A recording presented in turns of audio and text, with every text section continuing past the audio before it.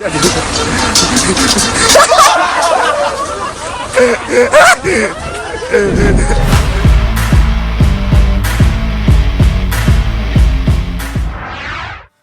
Euro berbicara, Zico sore dapat pelajaran berharga dari duel keras lawan Slovakia. Calon pemain naturalisasi Timnas Indonesia U20, Zico sore mengatakan Garuda Nusantara harusnya menang saat melawan Slovakia pada laga persahabatan di San Pedro del Pinatar, Spanyol pada Sabtu kemarin. Ini pertandingan berat, kami unggul 1-0. Saya pikir sebagian besar kami bermain bagus, tapi juga secara fisik ini berat. Saya pikir kami harusnya menang. Ucap sore yang menjalani laga debut bersama dengan Timnas Indonesia U20. Laga Timnas Indonesia U20 versus Slovakia memang berlangsung cukup keras. Sesuai dengan pernyataan sore yang menganggap laga sangat mengandalkan fisik. Benturan sering terjadi antar pemain, bahkan pemain Indonesia Justin Hubner harus mendapatkan kartu merah. Meski begitu, asisten pelatih Timnas Indonesia U20 Nova Arianto menilai ada pelajaran berharga di balik dua kekalahan yang mereka alami dari Prancis dan Slovakia. Bersyukur akhirnya kita mendapatkan 2 kali uji coba dengan kualitas lawan yang sangat baik, sehingga pemain akan bisa merasakan sejauh mana kualitas tim nasional di saat kita bertanding dengan lawan sesama peserta World Cup U20. Tulis Nova dalam akun Instagram pribadinya. Nova pun menekankan poinnya bukan soal menang atau kalah, tapi pemain dan tim bisa mengukur sejauh mana kualitas Garuda Nusantara saat menghadapi lawan yang kualitasnya lebih di atas tim nasional. Pemain harus terus berkembang dan harus belajar dari setiap pertandingan ini, karena menghadapi lawan seperti Prancis, kita tidak bisa melakukan satu kesalahan pun, karena hukumannya akan terjadi gol, ujar Nova. Sementara itu, pelatih Timnas Slovakia U20 Albert Rusnak menganggap salah satu kunci kemenangan atas tim Indonesia U20 adalah mental tidak pernah menyerah yang sudah muncul sejak tampil di Euro U19 2022. Rusnak pun memuji semangat tidak menyerah yang ditunjukkan oleh anak asuhnya saat mengalahkan Indonesia. Kami terus berusaha hingga menit-menit akhir demi meraih kemenangan. Dan itu terjadi pada laga hari ini. Tim ini memiliki kekuatan mental yang tidak dapat dipatahkan, yang merupakan senjata hebat kami, kata Rusnak. Timnas Indonesia U20 sendiri tentu bisa meniru mental pantang menyerah yang dilakukan oleh Slovakia U20. Karena seperti yang kita ketahui, mental menjadi salah satu PR dari Garuda Nusantara yang juga selalu disorot oleh Sintayong.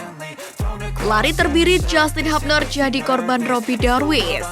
Keakraban dan kedekatan para pemain dan staf pelatih Timnas U20 sepertinya sudah sangat terbentuk. Bahkan, para pemain naturalisasi pun tidak kesusahan untuk langsung berbaur dengan tim. Ada yang menarik dari keakraban para pemain, di mana calon pemain naturalisasi Timnas Indonesia U20 Justin Hubner dikerjai oleh Robby Darwish sebelum bertanding melawan Slovakia U20 pada Sabtu kemarin. Hal itu terekam oleh video yang diunggah akun Instagram PSSI. Hubner tampak ketakutan karena diberi belalang oleh Robby Darwish.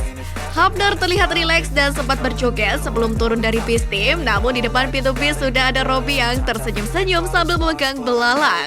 Hubner yang semula tidak sadar benda yang dipegang Robby mendadak terkejut saat mengetahui ada belalang di tangan rekan timnya.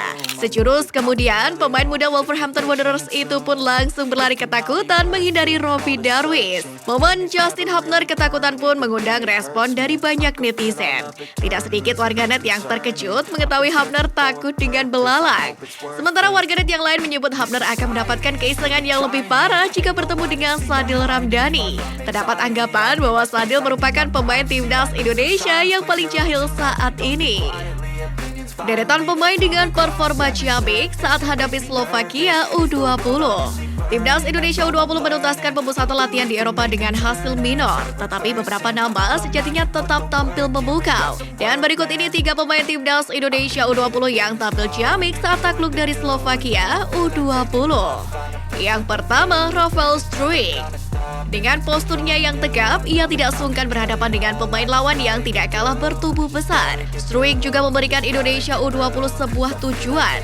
Aliran bola anak asuh Sintayong juga jadi lebih hidup berkat pergerakannya.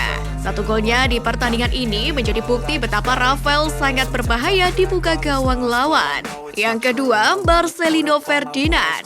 Mengembalikan pemain asal klub Persebaya Surabaya itu ke posisi aslinya merupakan pilihan yang tepat. Dengan bermain sebagai nomor 10, ia kembali mampu menunjukkan sihirnya, di mana beberapa kali ia melakukan gerak tipu untuk melewati lawan. Yang ketiga, M. Ferrari.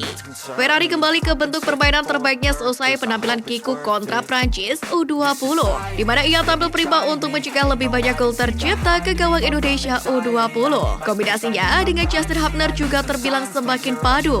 Ia pun mampu menghentikan hampir semua bola daerah yang datang ke pertahanan. Lalu bagaimana menurut kalian?